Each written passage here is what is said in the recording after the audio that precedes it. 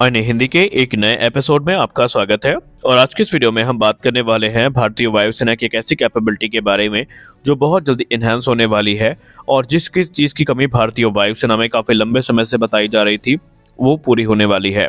हम बात कर रहे हैं भारतीय वायुसेना के airborne early warning and control aircraft programme के बारे में। आप सबने अक्सर सुना होगा कि भारतीय वायुसेना में फोर्स मल्टीप्लायर की कमी है और भारतीय वायुसेना को बड़ी संख्या में जो इवैक एयरक्राफ्ट हैं इनकी ज़रूरत है। तो आज के इस वीडियो में हम जानेंगे कि कैसे एक नहीं बल्कि दो प्रोग्राम एक साथ आगे बढ़ रहे हैं जिनसे भारतीय वायुसेना की ताकत कई गुना बढ़ जाएगी और जिस चीज़ की आज कमी बताई जा रही है ये बहुत जल्दी 2028 तक पूरी कर ली जाएगी। तो चलिए जानते हैं ये इवैक प्रोग्राम क्या है, इसमें क्या डेवलपमेंट देखने को मिले हैं और कैसे भारतीय वायुसेना की ताकत को ये बढ़ाएंगे। तो आइए जानते हैं सारी बातें आज के अपने इस वीडियो में।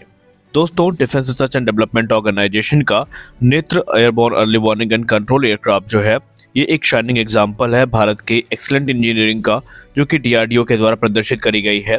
ये बेसिकली एक एयरबोर्न अर्ली वार्निंग एयरक्राफ्ट है जिसने अपना लोहा बालाकोट स्ट्राइक में पहले ही मनवा दिया है।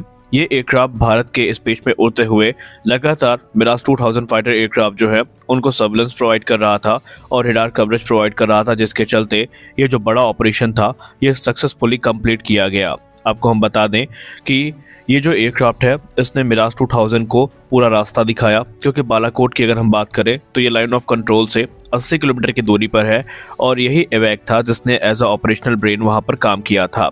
दो नेत्र मार्क 1 भारतीय वायुसेना को वर्ष 2017 और 2019 में डिलीवर किए गए और जो तीसरा नेत्र इवैक है ये भारतीय वायुसेना को वर्ष 2023 में डिलीवर किया गया। हालांकि जो तीसरा airborne early warning and control aircraft है ये कुछ एडिशनल फीचर्स के साथ और अपग्रेड के साथ भारतीय वायुसेना को डिलीवर किया गया।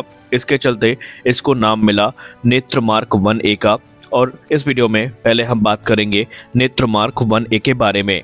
भारतीय वायुसेना इस समय एडिशनल 6 की संख्या में जो इम्प्रूव नेत्र मार्क 1A है इनकी तरफ आगे बढ़ रही है और ये जो advance airborne early warning and control aircraft होंगे इसमें इम्प्रूव्ड और अपग्रेडेड ह्यूमन मिशन इंटरफेस देखने को मिलेगा, डेटा लिंक और मिशन स्वीट देखने को मिलेंगे।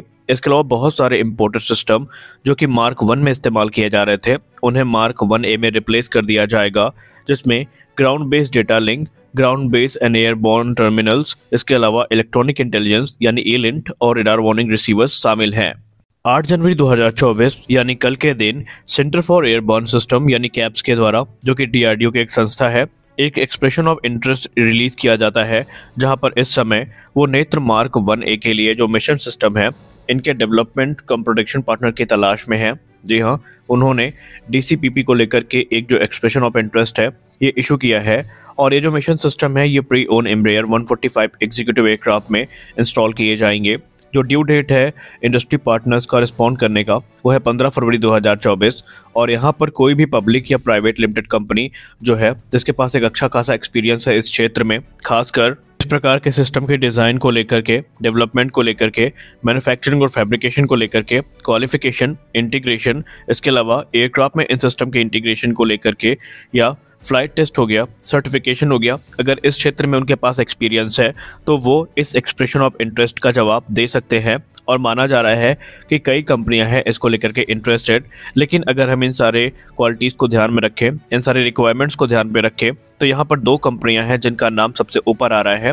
पहला है हिंदुस्तान एरोनॉटिक्स लिमिटेड जो कि एक परफेक्ट मैच मानी जा रही है इस पूरे प्रोग्राम में, और दूसरा एक प्राइवेट कंपनी है जो कि है टाटा एडवांस सिस्टम लिमिटेड यानी TASL।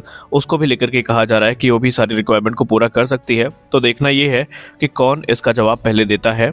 एक बार जैसे ही जो इंडस्ट्री पार्टनर है ये सिलेक्ट कर लिया जाएगा उसके तुरंत बाद कैप्स एक रिक्वेस्ट फॉर प्रपोजल को इशू करेगी इंडस्ट्री पार्टनर्स के लिए, जहां पर ये जो सिस्टम है इनके डेवलपमेंट और प्रोडक्शन को लेकर के बातचीत करी जाएगी जिनका इस्तेमाल नेत्र मार्क 1A में किया जाना है।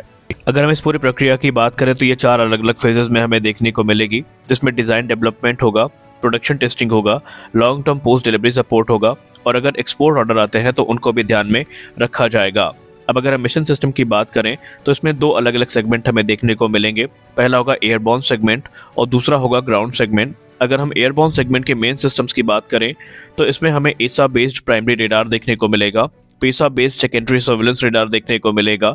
मिशन कम्युनिकेशन सिस्टम होंगे जो कि सॉफ्टवेयर डिफाइंड रेडियो के साथ आएंगे। इसके अलावा कम्युनिकेशन सपोर्ट मेजर्स होंगे, इलेक्ट्रॉनिक सपोर्ट मेजर्स होंगे, रेडार वार्निंग रिसीवर होगा, मिसाइल अप्रोच वार्निंग सिस्टम होंगे, काउंटर मेजर डिस्पेंसिंग सिस्टम होंगे, एलओएस होगा और सैटेलाइट कम्युनिकेशन डेटा लिंक जैसे जो फीचर हैं वो हमें देखने को मिलेंगे। वहीं अगर हम ग्राउंड सेगमेंट के वेरियस सिस्टम्स की बात करें तो ग्राउंड एक्सप्लॉयटेशन सिस्टम होगा, mission planning and analysis section होगा, स्टेशन होगा, इसके अलावा ऑपरेटर ट्रेनिंग स्टेशन होगा, ऑटोमेटेड टेस्ट इक्विपमेंट होंगे, एमएससी और डीएचटीएस लैब हमें देखने को मिल सकती है। ये जो प्रपोज्ड मिशन सिस्टम है इन्हें प्री ओन्ड एम्ब्रेयर 145 एयरक्राफ्ट पे इंटीग्रेट किया जाएगा, जिससे ओरिजिनल इक्विपमेंट मैन्युफैक्चर से खरीदा गया है और मॉडिफाई करके ये कैप्स को डिलीवर किए जाएंगे। और आगे चल के ये जो मिशन एयरक्राफ्ट है इसे कैप्स के द्वारा मॉडिफाई किया जाएगा। इसके अलावा डीआरडीओ की दूसरी संस्थाएं यहाँ पर सपोर्ट करेंगी और जो इंडस्ट्री पार्टनर सिलेक्ट किया गया है उसका योगदान भी काफ़ी अहम होगा। और अंत में जो यूज़र होगा उसकी सर्विस में ये एयरक्राफ्ट इंडक्ट किए जाएंगे। अब जो कैब्स होगा ये बेसिकली ट्रांसफर ऑफ टेक्नोलॉजी जो है उसको प्रदान करेगा सेलेक्टेड प्रोडक्शन पार्टनर को, और जो डेवलपमेंट होगा मिशन सिस्टम का उसमें ये काफ़ी सहायता करेंगे। जो मिशन सिस्टम है जो कि 6 की संख्या में एवैक मार्क 1A में इंटीग्रेट किए जाने हैं जिनको विकसित किया जाना है, तो यहाँ पर कैप्स के कंधों पर ये जिम्मेदारी होगी कि शुरुआती जो 2 airborne early warning and control aircraft है इनमें सिस्टम के इंटीग्रेशन की जिम्मेदारी ये उठाएंगे, जहां पर जो प्रोडक्शन पार्टनर होगा या जो इंडस्ट्री पार्टनर होगा वो एज अ सपोर्ट रोल में होगा।